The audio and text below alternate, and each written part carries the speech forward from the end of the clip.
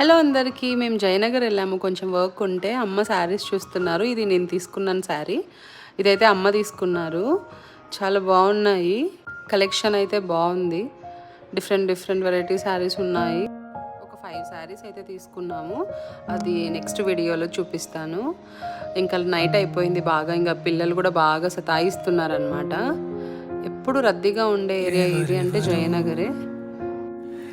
Shopping అయితే అయిపోయింది. ఇంకా పిల్లలు వీడు చూడండి, బుడ్డోడు ఎందుకు పరిగెడుతున్నాడు అనుకుంటున్నారు. ఆద్య ఒక చిన్న బ్యాగ్ తీసుకెళ్ళింది.